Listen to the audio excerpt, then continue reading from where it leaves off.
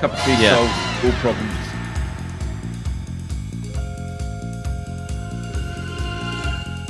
If you can't look good, might as well smell good, right? No, might as well smell good, yeah. I smell fresh and citrus fruits at the moment.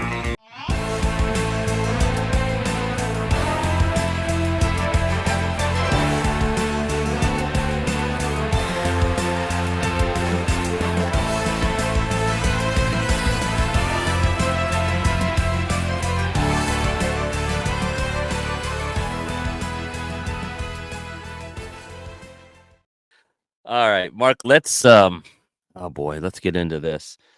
We are here, of course, Mark and Andy talking about James Bond films. We are up to the legendary, the classic Diamonds Are Forever, the return of Sean Connery. Let me run down some quick numbers. A missed opportunity. Yes.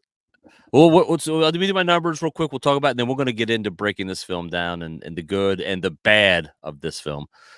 First of all, Rotten Tomatoes has this thing sitting at 64% with the critics and 57% with the audience. I'm going to go with that's a pretty fair assessment of this film. Yeah. Their budget for this was $7.2 million. This is 1971 now. And of course, massive success of the Bond series. So the budgets are getting bigger and bigger. The box office according to, my information, was $116 million they made off this film. And that's a pretty good return on your money. Written by Richard Maybaum and Tom Mankiewicz. I think I'm saying that right. And of course, directed by Guy Hamilton, who did Goldfinger. Did Goldfinger, correct? And this is the return of the legend himself, Sean Connery, after the one-off George Lazenby experience. So this is kind of the and Mark, you and I have talked about this. We've talked about this before. This is the I don't want to say controversial, but Lazenby was offered was a 6-picture deal, 7-picture deal to come back and seven movie deal to be Bond. Like he was handed the keys to the kingdom. Yeah, and with the sack of a Zeus Greek god, he said not interested. So they went back to the well with Connery. Did they ask him, or did he? They begged him to come back. The head of the studio, whose name escapes me, I think it's David Pickford. They offered him $1 million and financing for 2 films of his own choice, I think, to get him to come back. And $1 million per film at the time I think that was the record. Probably. And of course, Connery comes back, and I'm gonna go out on a limb, Mark. Now, this is number 6 in the series? 6, yeah, 6 or 7. 6 or 7. Out of all the films I've seen so far, again, you have seen them all. I'm watching them in order. This is by far the worst of the Bond films I have ever seen. Yeah, I was. And you'd warned me in front. You're like, "This isn't a great movie. You're not going to really enjoy it." And this is our job to watch these films for this podcast. And I sat down and I saw a running time of 2 hours, and I was like, well, let's settle and watch this bad boy. And bad was the operative word of that sentence. This movie does not hold up at all. It's not. It seems like to me, and you have a far more critical eye of the Bond series than I do. But man, it seems like they were just phoning this thing in from the writing, the acting, everything. This film was just, I don't even think it's that even great to watch as a piece of work, and I'll real quickly, I'll give you where it sits. We use Movie Phone has a ranking of all the Bond films in order, and this one this is up to Die Another Day. Or not Die Another Day. Stupid. No, they have 25 films listed here, which I think that's current. They have Diamonds Are Forever as sitting at 22 out of 25. Yeah, that sounds about right. And their quick little quote on it is, Diamonds Are Forever serves as both Sean Connery's last official Bond movie and the end of Bond's original conflict with the organization Spectre. It's got some fun moments along the way, but the franchise was clearly shifting in a campier direction that didn't suit Connery's steadfast Agent 007 at all. And I will agree. Sounds Campy is really it. This film just seemed goofy. I think I've told you before, but if there's a Bond film, the Bond films are on TV here. I'll have them on in the background. I'll sit down and watch them. I've seen them all countless times. But with Diamonds, if it doesn't really hold my attention, I've never liked it. I don't think it's a great film. And poor old Sean, he looks old, he looks tired, and he looks slightly overweight, to be honest. So it's just. Would you say when he's in the hotel room taking his clothes off? Would you say he looks? He's taking his clothes off. He comes back to his hotel room. There's Tiffany Case lying in that preposterous bed, full of fish, and he's taking all his clothes off and walking towards her. And he's clearly, naked, and he just looks out of shape. He looks like an old miner. He doesn't. Miner. Great. Yeah. He's supposed to come home, take his hat off, put it down, and he just doesn't look great in this film. I will honestly say the highlight of the film for me when watching this was the 71 Ford Mach 1 Mustang. Oh, the Mustang thing. The car, and again, we will at some point in time get our friend Orion on here. We'll talk about all the cars. I thought I'd get a few films in and we can have a discussion. But those 70s, look, Bond films and the cars are always part of the appeal. They're so cool. I just read that the chase scenes and stuff were done. They knew they were going to crash some cars and do some damage, and they had I guess you call it like an endorsement deal with Ford to use Ford cars. I think they've always used Ford cars when they use American cars since the beginning. And Ford's only insistence was like, you can crash the cars, we'll give you the cars, whatnot, but Bond has to be driving a Mach 1. Or it has to be that was the new Mustang at the time or something. Yeah, that car screams American muscle badassery in its best form. Back when cars, they didn't give two shits about gas mileage. It was just about being big, obnoxious, and they lived up to it back then. Yank tanks, as we call them. Exactly.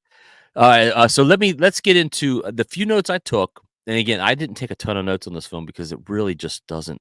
It was hard for me to get through it. It was 2 hours of really, and I mean, it's not the worst film I ever saw. I'm not trying to say that, but these films, and I think the using the word campy in this description is spot on, because this film gets into a ridiculousness of just dumb. And I mean, I guess they're coming off the heels of Batman 60. The two henchmen. What are they called? Wint and Kidd. The two henchmen.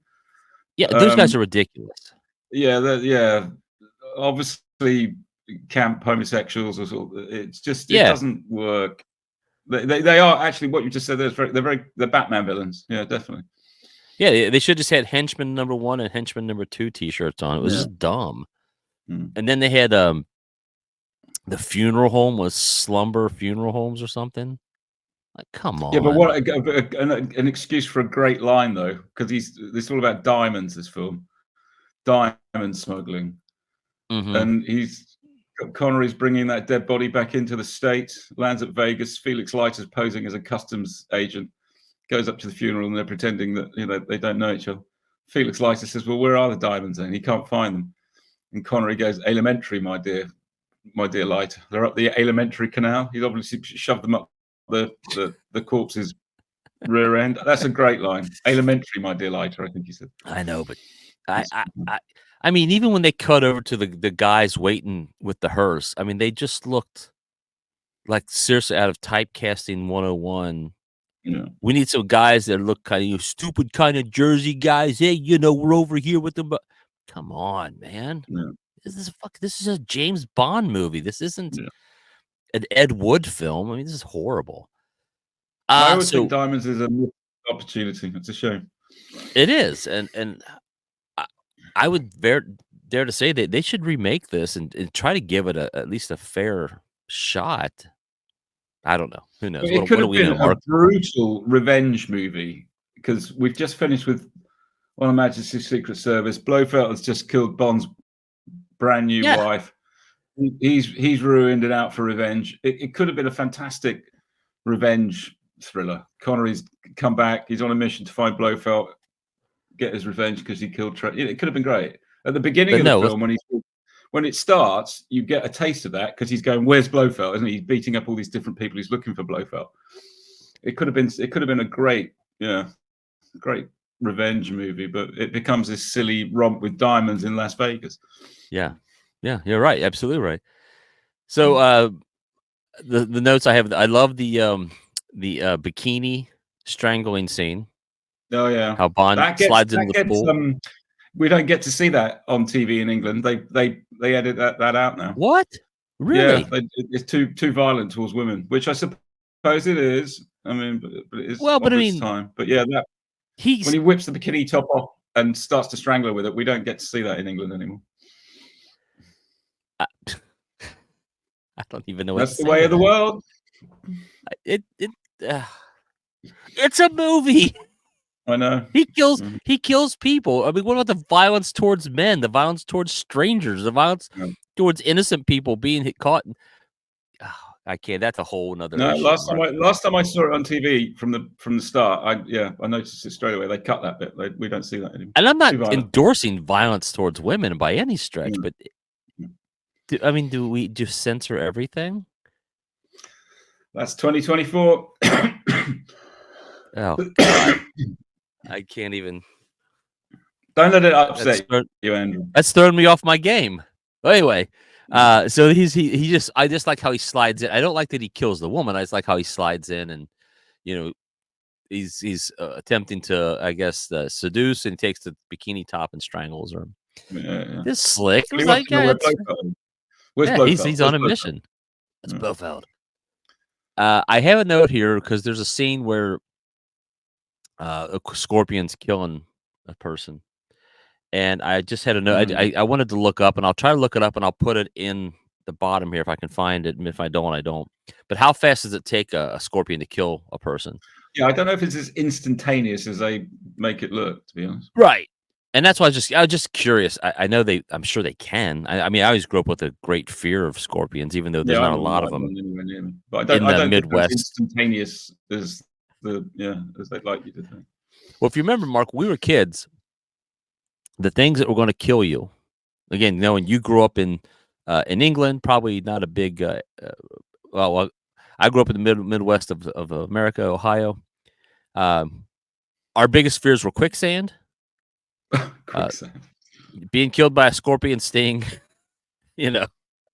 I've nary to see a scorpion in my life, and I don't know if quicksand even really exists. So, but if you watch TV growing up in the late 70s, early 80s, man, quicksand was a real threat. Going on.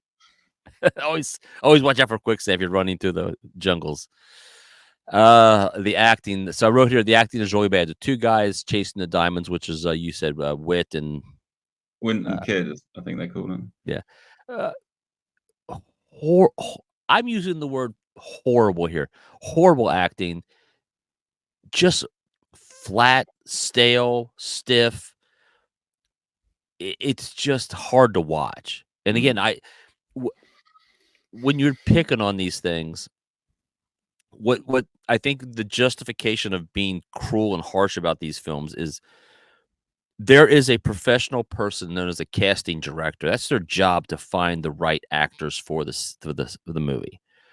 So a professional casting director picked these two idiots, these two actors, to act this bad. And then there's a director who, when he's watching the scene, and he goes, "Cut, that's keep. Print that one. That's the scene we're keeping." That's what irritates me. If you said this was a student film, got it. He's trying to figure things out. He doesn't know what he's doing. He has no experience.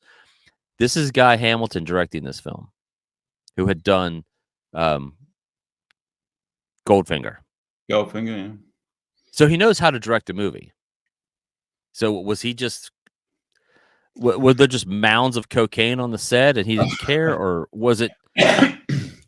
That's my irritation when I watch films like this. I don't expect every film to be Citizen Kane. I'm not saying that. But I'm saying, when you see such bad acting and such bad writing and such bad everything, and you go back and look at see who did it, you were okay with this. You want this is on your resume, and you want people you're going to use this as your calling card. This is my work. No, that just gets under my my they're skin. not great villains. Yeah. So anyway, there's that. I did notice. Maybe do you get this in over there in Great Britain? The dead woman in the pool. Do you see the nipples like you do over here? It's been a long time. I think we do. It's been a long time since I've seen the film. I'm like, whoa, James Bond. Yeah. I see some flesh there. Yeah. I found the scene, and again, you have to understand that these films were shot at a different time. So I don't hold them up against modern day 2024, but it is weird to look back and how some things come across as a violent, like the strangling scene probably isn't really good, and sometimes racism or stereotypes pop in. And this one, I made a note, and it's a little they show the circus scene, and they make a big deal about a black woman turning into a gorilla. Oh, gotcha. Yeah, that's right. And I was like, And I was like, God, that's an uncomfortable scene, man. Now I'm not judging them. I'm just saying you watch that now and like, and I don't know if they meant. I don't believe they put anything in it. Not mean anything by it, but it's a little uncomfortable to watch sometimes. Yeah. Of course, Bond smacks a woman with a glove. Is that scene over there? Yeah. Do you recall? Yeah, I think it's played. Because they don't mind him getting smacked in the face with a glove. That's not a problem. One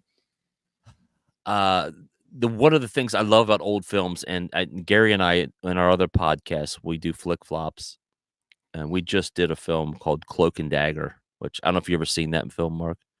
Not seen it. No. Dabney Coleman and Henry Thomas from E.T.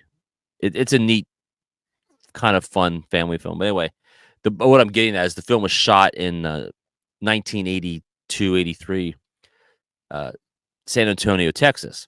So I like looking back, and I love old films because you get to see a snapshot of what life used to be like. Yeah. So like in the one Gary and I just did, it shows them just running through an airport. Security is not really an issue. You know, people are just walking up to the gate. Well, you couldn't do that now. I mean, different times now. Like when you came over here to Nashville, I couldn't even get close to where you were coming off the plane. You know, now you got to go through so much security. So I love in Diamonds Are Forever the look back at old Las Vegas. It was such a fun swinging, Frank Sinatra time.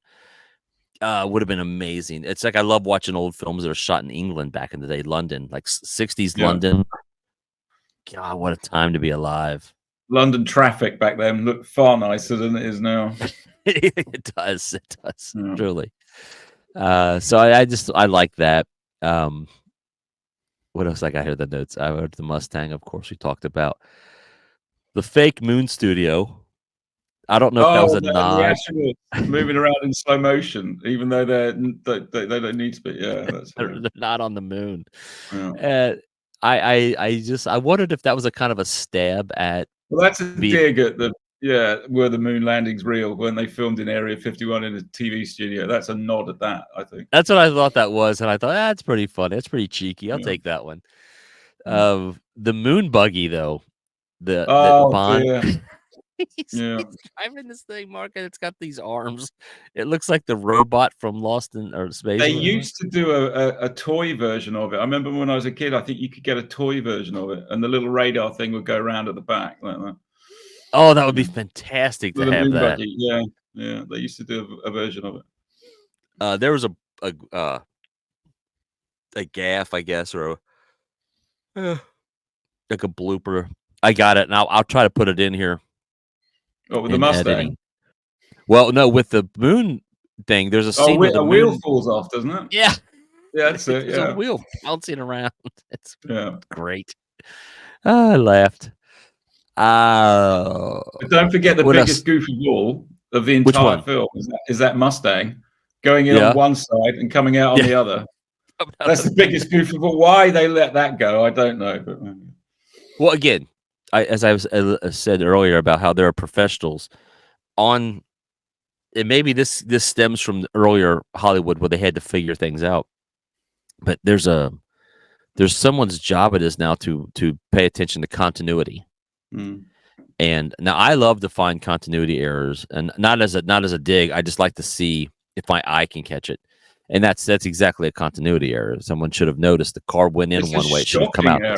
It really is. It really is. Yeah.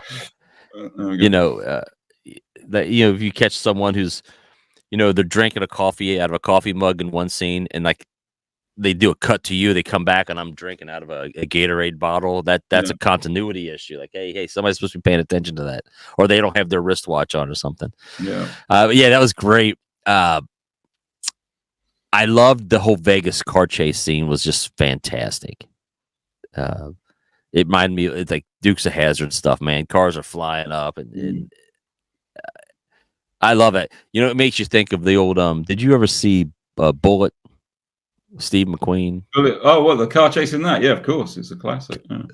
But again, with me, it's a Bond film, and the fact that most of it's based in the States, and there's a big sort of chase around the streets of Las Vegas. It doesn't. It looks like it could be any other sort of action movie. Bond movies tend to be in glamorous places with. Do you know what I mean? They're supposed to be more intellectual, not. That's cheap. It's based in the States, and there are all these big American cars flying around. Everything. It could be any other action movie. It doesn't really stand out as a Bond film to me. Here's the thing, too: is I don't know why. And again, I haven't read all the Bond books, but why are they set in the States? This is James Bond, the international British agent. Like, to me, they should be set in exotic locales. The Alps. The Caribbean, which we've had before. Not that the States isn't exotic. I mean, I guess if you're going to pick a spot, Vegas is probably a spot to do it. But a red Ford Mustang being chased around the streets of Las Vegas could be any other action. It could be any film. Yeah. And you're right on. It seems it's just cheap and lazy. It's lazy filmmaking to me. I love a good car chase film. Don't get me wrong. I'm just saying. When I think of James Bond, I think of this super intellectual spy thriller, and I didn't get that with Diamonds Are Forever at all. And the two girls, Bambi and Thumper, just ridiculous. Yeah, they're quite good. I mean, they're great to look at, but the fight scene's just weak, cheesy, weak, blah. This film. I don't have a whole lot to say about this movie. You're not impressed with this one, are you? I was not, and I mean, when you told me up front, you're like, "This is not going to be good." I was like, "Well, this is a guy he's on the verge of his Roger Moore era. He wants to move into the Roger Moore films. I get it. He's like, let's move forward." And then I watched it, and I was like, "God, this is hard to watch, man." Yeah, it's not a great watch. I watch a lot of movies, because again, I do another show with my friend Gary where we have to watch and review films, and watching the Bond movies, and I just and I'll say this sadly too, is because we're 50 years beyond that, and writing today we're so much better. I mean, than we were back then. Yeah. Go back. You and I talk. We're both fans of Starsky and Hutch. Go back and watch Starsky and Hutch now. It's really horrible. The writing is atrocious. But at 13, I thought that was the greatest thing ever seen. I loved it. I loved it. Yeah. Begged my parents to let me watch it. It's too violent. It's on too late. Got to go to bed. But the thing is, too, as you think about, Mark, our parents, as adults, would sit and watch these same shitty shows with us. Like, Dad, you didn't think this was bad writing? Yeah. Maybe he did. Maybe my dad didn't care. He's like, shut up. It keeps the kid quiet for an hour. Let him watch it. I remember my dad being quite dismissive of Starsky and Hutch, but there we go. Well, but what was the show that you watch over there? The had Tony Curtis in it, is it?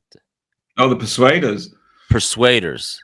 Roger Moore and Tony Curtis. Yeah, I love that show. That's on here every night, and it has been for a lot. They just keep repeating the show. We've got a TV show, channel over here, and it plays lots of sort of late 60s spy shows, things like that. And The Persuaders is on every night. Well, how does The Persuaders? I mean, is it cheesy and bad plot too, and all that? Oh yeah, but that's part of the appeal of it. I mean, it's a humorous sort of almost slapstick, the action, some of it, but that's the way it's supposed to be. But yeah, The Persuaders is great. I love that. Great show. The music. I'm gonna check that out. I gotta find a way to. Maybe I wonder if that's on BritBox. I'll get BritBox and watch that, or if I can find it somewhere. It's worth watching just for the opening credits and the music alone. It's a great show. Yeah, well, you've sent me the clip before, and I'm like, man, that is kind of cool looking. Well, I'm ready to wrap this thing up. This was just. We'll move on from Diamonds then. Let me look real quick. Hold on, I want to check a couple of reviews. Let me do this real quick. Rotten Tomatoes has. Let me see a few of these. This one person, Carson Timar, wrote, "With a sense of lifelessness, Diamonds Are Forever easily is the most boring Bond film." That's it. I mean, it is. It's just flat. It's a bit dull. It ends up on an oil rig with helicopters and machine guns. It just doesn't work for me. There's one thing we haven't mentioned. My favorite part in the entire film, that fantastic line, and he delivers it so well. Is just perfect Connery when he's in the Vegas casino. He's at the craps table. He's throwing his dice, and Lana Wood comes up to him playing Plenty O'Toole, and she's very short, very attractive, very busty, shall we say, in a slightly revealing dress. And she goes, "Hi, I'm Plenty." And Sean Connery turns around, looks her up and down, and goes, "Of course you are." And she goes, "Plenty O'Toole." And he looks at her again and goes, "Named after your father, perhaps." And it was one of my favorite lines. "Named after your father, perhaps, Plenty O'Toole." I think that's great. It's a great line. Yeah. Some of the lines are fine, the wittiness, but the overall script just isn't. Yeah, it's flat. It's like that guy's just saying, flat, lifeless. It's just poor old Sean looks like he's just doing it for the money. He looks old and tired. Best we move on to Roger Moore. Yeah, yeah. What's our next one, Mark? What do we got? Live and Let Die, 1973. What are your thoughts on the early thoughts? Theme song. It's great action. Roger Moore, and I'll fight anyone who says Roger Moore isn't a great James Bond. He's superb. Live and Let Die. I mean, this was the only thing I remember. Again, we've talked before about theme songs. This is the one for me that just is. I mean, arguably maybe in the top, or if not the top Bond theme song. Maybe it is. I don't know, but it's one that just great thing. It echoes today, 50 years later. I'm still like, God, that song is so great. It's a cracking Bond. So it's got everything you need. It's a great theme. I saw McCartney live. God, it's probably been 12 years ago. Never seen Cincinnati. Saw him in Cincinnati, and he does. I believe this. I believe this was the final song of the night. Yeah, and God, I mean, gave me chills. Man, it lived up to everything. He's playing the Cincinnati Reds baseball stadium, and when it's like da-da-da, so live and let die. That boom. When he does that, man, fireworks just shot off the top of the stadium, and I was like, "Whoa!" It was because as a Kiss guy, I was like, "Oh, this is what I expect out of a show. This is a concert, man." And hey, we'll discuss when we get to Live and Let Die, but legendary. What about the theme song on this one? Does it memorable? Shirley Bassey. It's a good one. Shirley Bassey never turned in a bad one. Goldfinger, Diamonds Are Forever, and Moonraker. She did, and I think Diamonds Are Forever is a good song. It's a good Bondian song. So we can find some positive in this thing with a decent theme song. But generally, if it's on TV here, I don't tend to watch it. Doesn't do it for me. So do our plots start getting better with Roger Moore's film? Do we get better? The new writers better? Oh, no. There's some ridiculous plots coming. There's some nonsense coming. Jesus. But it's all good. It's all good. Live and Let Die is a bit more grounded. There's some voodoo thrown in there for good measure. Well, Mark, I mean, I know we have been a little slack on getting our episodes out, and I am determined to get through all these. Andrew, that's all right. I'm determined to get through these Bond films. Some of them are not the easiest things for me to do, but I'm determined. Mark. Good. You'll enjoy that. And another, it's based in the States. A lot of it's in New York. You'll be right out of the States. I want to see Bond. I want to see London, man. I want to see England. I want to see Scotland, Ireland. Nice coming. Yeah, I got some time off coming up this week, so I'm going to try to knock down a couple of Bond films. We're going to get caught up. Mark and I are going to spend some quality time chatting. Quality time? And get some quality street chocolates, and we'll call it a day. All right. See you some soon. PG tips. Well, thank you, everybody. Right, Mark and I will return with Live and Let Die, be the next episode. So, cheers from Nashville, everybody. Farewell from London. This has been a Touch of Madness production, brought to you by the creative minds at Tommy Twins Media.